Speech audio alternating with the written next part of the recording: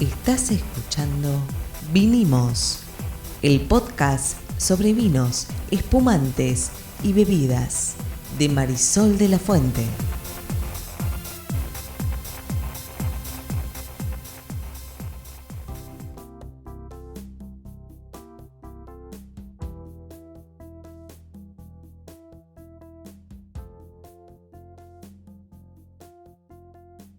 Buenas, mi nombre es Marisol de la Fuente y soy Sol Sommelier. Y yo soy Ariel Torres, soy el que hace las preguntas del que no sabe. En este podcast de vinos de Sol, ¿de qué vamos a hablar hoy? Vamos a hablar de Italia. Italia, muy bien. En esta idea de seguir hablando de distintas regiones vitivinícolas, ya hablamos de España en su momento. Hablamos de Francia. Hablamos de Francia, es verdad, donde me pronuncié todas mal las palabras, lo No importa, recuerdo. todo se aprende, no te preocupes, cuestión de aprender. Así que hoy nos vamos a meter en Italia un poquito, una mirada. Recordemos que acá en el podcast que hacemos, que es bastante breve, digamos, no vamos a tener tiempo de ahondar lo que se estudia en 6 meses en la carrera de sommelier. Te iba a decir, tendríamos que hacer un podcast de 6 meses, claro. No tenemos tanto tiempo. Pero para los amantes del vino vamos a tirar algunos datitos para que sirva, ¿no? ¿Vamos para Italia? Perfecto. Bueno, algo que tenemos que saber de Italia es que en todas sus regiones y comunas se produce vino. Muy bien, ¿Sí? Es un país enteramente vitivinícola. Sí, las regiones de vino además coinciden con las regiones políticas, ¿sí? Y las regiones se dividen a su vez en distintas provincias, ¿no? Entonces, cuando miramos el mapa de Italia, desde la Lombardía en el norte, pasando por el centro, donde nos encontramos con el Lacio, con Abruzzo, o el sur, donde nos encontramos con Sicilia, nos vamos a encontrar con regiones productivas o zonas productivas. Y lo más interesante es que nos vamos a encontrar con muchas variedades de uvas que definitivamente directamente no existen en la Argentina, ¿sí? Son locales. Ahora, también en Italia lo que me parece, y acá vos vas a por sumar un montón, Ariel, también, es Italia es como parte, o en realidad los romanos son parte fundamental de lo que hoy conocemos como la cultura vitivinícola o la industria vitivinícola.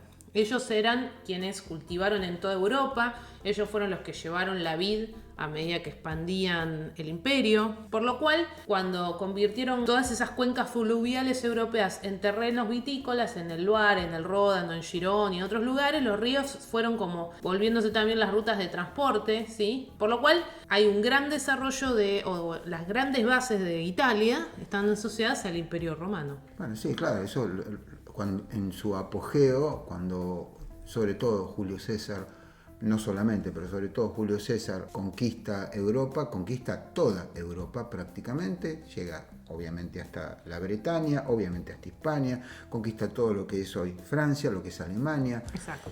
Y por supuesto ellos tenían un concepto de la conquista que era levemente distinto de otros conquistadores, permitían que se mantuviese la religión y la cultura local, pero obviamente en toda invasión va a haber una invasión cultural, esto es inevitable, y el vino posiblemente en muchos casos formó parte. En otros no creo, lo que sí es probable que hayan llevado tecnología, porque una de las cosas que tenían los romanos, que no tenían otros pueblos, era un avance técnico muy grande, y el vino es hijo de la tecnología en un punto. Sí, bueno, y todo esto de las cuencas fluviales o los eso, canales. Eso es claro, eso es otra cuestión. Me refiero a la manera en que se hacía el vino. Uh-huh. Ahora, lo raro, y hay que ver cómo es efectivamente, ahí habría que hacer un mapa genético, es que no haya más varietales italianos famosos en el mundo, porque famosos italianos, vos cada vez que mencionas uno yo no lo conozco, los famosos son los franceses. Los italianos, en 1963 surge la primera ley de vinos y está basada en la clasificación francesa. Mira. Y de hecho se crean dos grandes categorías que son el vino de mesa y la DOC, que es la denominación de origen controlada, y los que proliferan mucho son las DOCs en Italia. Entonces, como proliferan mucho y empieza a haber mucha variedad de vinos, aparece lo que se llama la DOC garantita, que es un escalón superior. Uh-huh. Esto pasó más o menos en los 80, y la idea era como tratar de, no todas son DOCs, no todos son de alta calidad, entonces creamos una clasificación superior, que es la DOC garantita, y entonces empiezan a trabajar ciertas prácticas enológicas diferentes para tratar de volver a poner el vino de Italia, o poner el vino de Italia en otro lugar, ¿no? Como en una categoría internacional diferente. Obviamente las DOC empiezan a quedarle como corta a los italianos, ¿no? Viste que siempre yo digo que las DOC son como un corsé, porque le dicen al productor qué es lo que tiene que hacer. Y empiezan a aparecer algunas otras cosas, y acá sí vamos a hablar de algo que es muy conocido en el mundo, que son los vinos de la Toscana, los super toscanos. ¿Qué pasa con los super toscanos? Los super toscanos lo que hacen es salirse y empezar a trabajar e incorporar lo que se llama la IGT, la Identificación Geográfica Típica. A ver, en un tiempo récord todos los vinos se recategorizan, se empiezan a trabajar de una manera diferente y aparece la IGT, la Identificación Geográfica Típica. Y lo que se espera de estos vinos es, bueno, tener un poquito más de flexibilidad para poder hacer vinos diferentes. Y ahí es cuando comienza esto de los super toscanos.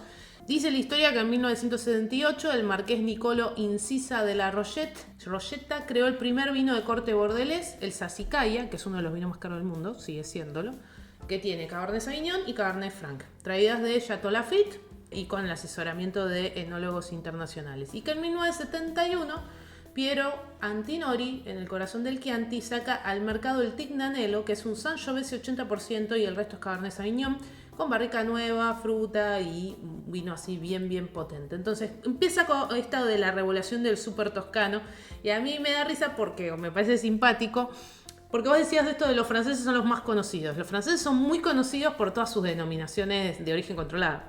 Y por los varietales. También sus uvas son como muy conocidos. las Malbec, más... Cabernet Sauvignon, Cabernet Franc, Sauvignon Blanc, la Viognier. Sí, tenés Chardonnay, tenés Sauvignon Blanc. Bueno. Entonces, cuando pensamos en esto de los super toscanos, lo que decía es, al italiano le pasó esto un poco de que se sentía medio encorsetado con la DOC, y entonces aparece todo este mundo de los super toscanos, aparece en algún punto los super Chiantis, ¿no? O los Chiantis con DOCG también, que es un poco más flexible. La idea fue que trataron de empezar a encajar en el mundo, ¿no? Con estos vinos que eran diferentes y que obviamente siguen siendo muy reconocidos. Ahora, la clasificación actual sigue siendo la DOCG, la denominación de origen garantita. Tiene identificación la IGT que hablamos antes, los vinos con indicación de variedad y añada, igual que pasa en Francia o en España, y los vinos llamados antes vino de mesa, que son como los vinos base de la pirámide. Ahora, también cuando pensamos en los vinos italianos tenemos que pensar que hay algunas cosas que dicen las etiquetas que no tienen nada que ver con los vinos que hacemos nosotros, por ejemplo. ¿Por ejemplo? Si dice Riserva, significa que permanecía en madera superior al mínimo legal de esa categoría. Si decía superior, tenía que ver, o si dice superior, como un Chianti Superiori, es un porcentaje de alcohol superior al mínimo legal. Si dice clásico, es un vino tranquilo proveniente de una zona histórica y más antigua que la apelación misma, digamos, como un Chianti clásico, reserva. Cuando dice viña y un nombre como, no sé, Viña del Sorbo, se refiere al viñedo de origen que tiene como mínimo 7 años de edad. Y así hay un montón de otras palabras, no sé, el vino pasito, generalmente es un dulce de uva pasa, o cuando se habla de tenuta, se habla de la empresa o de la finca. Bueno, la cantina es la bodega. Hay un montón de palabras que tienen que ver con el idioma también, que son como expresiones frecuentes que son desde luego distintas a las que nosotros tenemos acá. Fantástico, ahora vamos a pasar al mapa, pero primero, antes que nada, si vas a una vinería y vas y pedís un vino italiano, acordate que no podés pedir un vino italiano, vas a tener que aprender un poquito qué es lo que dice la etiqueta y todo lo demás. Es complicado, en algunos casos simplemente se cambian una palabra por otra, que le digan cantina a la bodega es tan raro para nosotros como para ellos que nosotros le digamos bodega a la cantina, no importa. Es más de idioma eso, ¿no? Es un tema exclusivamente exacto, dialectal o de idioma o de lo que sea. Y vos antes hablábamos de las uvas un poco, ¿no? Si pienso en la zona norte de Italia, las uvas más destacadas son Nebbiolo, Corvina, Barbera, Dolcetto, Garganega, Moscato, Glera y Friulano. Y de acá conocemos solamente Moscato y el Friulano a veces sí, que acá aparece. En realidad el Moscato es otra cosa. Claro, sería como un pariente del Moscatel de Alejandría. Moscato es un tipo de vino en realidad, claro, también para nosotros. Sí. Así que fíjate, la glera, que es la que es una de las que aparece en el sur, es la uva que se usa para hacer prosecco. Como el champán de los italianos se llama prosecco. Correcto. Y el espumante de los españoles se llama cava. Digo, exacto, para los que nos empiezan a oír a partir de hoy. En el centro nos vamos a encontrar con el Sangiovese, que ya lo mencionamos. Que es conocido. El Montepulciano, el Trebbiano, la Vernaccia y el Verdicchio.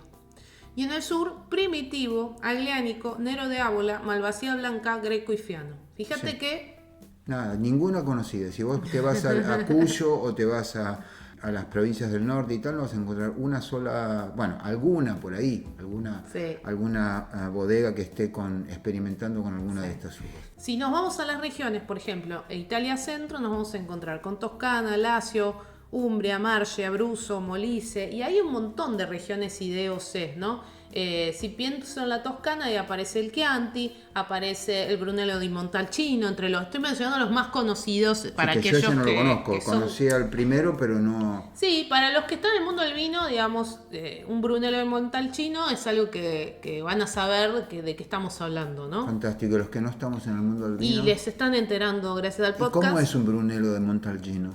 Un Brunello de Montalcino. Bueno, un Brunello de Montalcino va a ser un vino. Es un vino tinto, es un vino intenso, es un vino a la toscana, ¿no? Donde nos vamos a encontrar como muy potentes, ¿no? Donde hay un tanino más presente. A ver, obviamente cuando los probás te das cuenta que tienen sabores distintos o expresiones distintas a los que nosotros tomamos habitualmente acá. ¿Pero por qué? Porque estás partiendo de la base de un vino que está hecho con directamente una uva que directo no la conocés, ¿no? Uh-huh. Entonces, bueno, obviamente lo que nos vamos a encontrar es con expresiones distintas.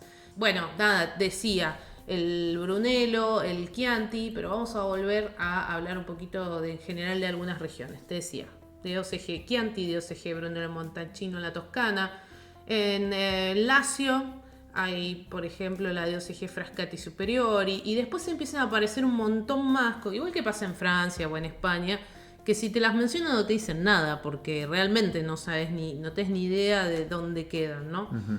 El vino más famoso de la Toscana obviamente es el Chianti, el siguiente es el Brunello de Montalcino y el vino Nobile de Montepulciano, eso es como lo más famoso de esta región, y nos vamos a encontrar que además hay distintas provincias y hay distintas subzonas dentro, por ejemplo, de la DOCG Chianti, y vos me preguntabas acerca específicamente de la receta tradicional de un Chianti, eso es un 70% Sangiovese como máximo. Mira. Y aparece Canaiolo, Trebbiano, Malvasia, Mamolo. Entonces, de vuelta, esta receta tradicional fue desarrollada por Bettino Ricasoli en 1835. Lo interesante es, de nuevo, que acá estamos hablando de regiones como las otras zonas europeas, pero aparecen algunas cositas como esto de el Chianti, que nos suena como un nombre de un vino. Vos antes mismo me decías, es un vino, no, es una uva, no, es un vino en realidad, una región, en este caso en Italia. Pero acordémonos que cuando los inmigrantes vinieron a América, se traían como su propia idea del vino y entonces hacían su Chianti acá, o su vino, digamos, o su vino bordelés, pero en realidad lo que estaban haciendo era tratar de imitar el vino que se hacía en su tierra natal, ¿no? Lógico. Entonces nos vamos a encontrar también con que hay algunos de DOCG Chianti que son 100% Sangiovese, eso también nos va a suceder. Y después, bueno, la realidad es que podríamos explorar cada una de estas regiones. Me parece interesante, como dije, resaltar el Brunello Montalcino también, uno de los prestigiosos de la Toscana, 100% Sangiovese, que también se llama Brunello, ¿sí? Y ahí también están los Rosso di Montalcino, y también están, el Rosso Montalcino es una versión más suave del Brunello di Montalcino. Bueno, y podemos seguir recorriendo distintas regiones, por ejemplo en este caso de la Toscana, aparece por allí el Vin Sant también, el vino santo en la Toscana, que es un 50% mínimo de Sangiovese, que es aquel que se hace como un vino pasito, digamos, la uva se saca, se deja secar y se deja en realidad deshidratar y después con eso se hace el vino. Bueno, de allí vienen muchas de las prácticas que tenemos hoy en nuestros procesos productivos. Tenemos Umbria también, con varias categorías, donde aparece una uva muy característica que es el Verdicchio también. Mira. Son blancos de montaña y clima frío. Aparece también la Vernaccia Nera en la zona de la DOCG Vernaccia di Serra Petrona, también muy conocida, donde se usa la pacificación. En el Lacio también nos vamos a encontrar que hay vinos blancos, hay vinos que son más bien simples, más como consumibles diarios. Obviamente es una zona que por la cercanía a Roma creció mucho en cuanto a productividad. Y obviamente si nos vamos para Abruzzo también nos vamos a encontrar con una variedad que se llama Montepulciano, una variedad tinta desde luego. Y así podemos seguir recorriendo un poco Italia. Nos vamos a encontrar con los supertoscanos, con la toscana, con esas similitudes con las clasificaciones españolas y francesas, con el Sangiovese como la uva emblema del centro de Italia, del Chianti y otros vinos, el vino santo, que es un vino de pasito. Y obviamente podríamos seguir recorriendo el norte, donde nos vamos a encontrar con el Valle de Aosta, con Liguria, con la Lombardía, con Piamonte, ¿no? Distintas regiones en el norte italiano, Trentino, Veneto, Emilia Romana, y allí una multitud de OCGs que de vuelta, si te las voy diciendo es como que se hace como imposible. Difícil Muy poder bien. guiar todo. Dos cosas acá. La primera, Sí. si alguien te dice, estás tomando un café, una primera cita, te dice que sabe de vinos, tirale que te hable de vinos italianos. Ahí vas a saber si realmente sabe de vinos o no. Dos, ¿qué hay? ¿Qué recomendarías o cómo recomendarías si alguien que está oyendo esto y dice, ay, me tenté con probar un vino italiano de lo que se consigue en la Argentina? Por ahí no tenés claro todo lo que se consigue o sí, no lo sé, pero ¿cómo le entramos a esto? A mí me dieron ganas de probar un vino italiano. Ahora voy a la vinería, ¿por dónde arranco? Bueno, algunos de estos que yo dije como los más conocidos, como el Brunello de Montalcino, o acá si nos vamos al norte, al Piamonte, donde la cepa principal es el Nebbiolo, nos vamos a encontrar con el Barolo y el Barbaresco, que son como los vinos de esta zona del norte de Italia. ¿Esos son marcas o son vinos? El Nebbiolo es una uva. Eso es una uva, eso solo Y sabía. Barolo y Barbaresco son DOCGs. Ah, son DOCGs, denominaciones ok, de fantástico. origen O sea, controladas, garantitas. Puede haber varias cantinas haciendo esto. Puede haber varias bodegas haciendo un vino bajo la denominación. Desde luego, hay algunas, como pasa aquí, más famosas que otras. De hecho, por ejemplo, la que es muy conocida o el que fue el padre de estos perfiles de Barbaresco, por ejemplo, se llamaban Angelo Galla, y es quien le dio como esta personalidad particular a los vinos de esta DOCG de Barbaresco. Pero digo, estas son cosas que son internacionales, las vamos a encontrar, como las de la DOCG Barbera de Asti, son cosas que se pueden llegar a encontrar. Algunas burbujas, obviamente vas a encontrar Prosecco. Prosecco es un vino que es fácil, entre comillas, de encontrar en la Argentina. Nos podemos encontrar también, si nos vamos al sur, vamos a ver que en el sur tenemos vinos de Sicilia, ¿sí? Donde ahí vamos a escuchar hablar del volcán Etna o de los vinos Marsala. Son generalmente blancos, con mucho carácter. Hay vinos pasitos, hay vinos con mucha personalidad del sur. Hay muchas regiones en el sur también, donde vamos a encontrarnos, no sé, Corcampiña, Puglia, Basilicata, Calabria. Todas regiones en las que se producen vinos. Obviamente algunas de ellas más representativas que otras. En Campania es donde está el Vesubio, entonces se habla de vinos de tipo volcánico, y ahí nos vamos a encontrar con cepas como el agliánico para las denominaciones de origen, o como el fiano o como el greco para las denominaciones de origen. Nos vamos a encontrar con la tinta primitivo, que te da vinos robustos, tánicos en Puglia. A ver, me parece que lo interesante es pensar que, por ejemplo, en un país como Italia, todas sus provincias, todas sus regiones son regiones vitivinícolas. Acá, a ver, de repente, alguno que no mencioné, el Nero de Ábola es una cepa como muy destacada entre las autóctonas en Italia. De hecho, el Etna es un volcán activo, hace no mucho hubo actividad y es una región vitivinícola también. Sí, bueno, lo que pasa es que los volcanes, aparte de su poder destructivo, tienen una cuestión de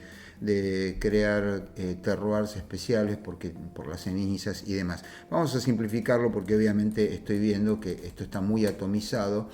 Prácticamente tienen, por el mapa que estoy mirando, tienen una región, una denominación por manzana en Italia. Los vinos italianos... Era la forma de diferenciarse, ¿no? No, pero está muy bien. Aparte... es muy enigmático, o sea, lo que a uno le dan ganas es de saber más. Saber más y de probarlos todos. Así que tómatelo con calma, sí, claro. Vas a encontrarte con 2.395.412 denominaciones, nombres y tal. Hay que ir despacio, son todos vinos buenos, es difícil que en Italia consigas un vino malo, en la Argentina es difícil conseguir vinos malos. De hecho, el Marsala, que también todos lo conocemos, o nos suena que es un vino dulce, es originario de Sicilia. Bueno, perfecto. Entonces, está planteada Italia como un universo aparte en la cuestión de los vinos, con muchísimos muchísimas variedades, con muchas uvas que no conocemos, que eso nos habría simplificado el recorrido, porque si estuviéramos hablando de, qué sé yo, de Cabernet Franc, de Cabernet Sauvignon, de Malbec, de Carmener y de Pinot Noir, bueno, sería una cuestión distinta, porque por lo menos podemos hacer pie sobre algo, pero usan uvas que no conocemos, tienen denominaciones que no conocemos y tienen marcas que no conocemos. Totalmente. A ver, pero vamos a hacer como un resumen de destacados de Dale, centro, norte y sur. sí. Centro, allí es donde el imperio, Roma, la expansión, todo lo que hablábamos, ¿no? Es la zona de los super toscanos, es la zona del Sangiovese, que es el corazón de los Chianti y de otros vinos, es la región de donde están los vinos pasitos, sobre todo el vino santo, que así se le llama. Si me voy al norte, me voy a encontrar en Liguria o en el Valle de Aosta blancos, finos, aromáticos, de cepas muy locales. Me voy a encontrar en la Lombardía burbujas como el Franciacorta. Me voy a encontrar el Barolo y Barbaresco, que son reconocidos mundialmente, son considerados el rey y la reina del Nebbiolo, de la uva Nebbiolo.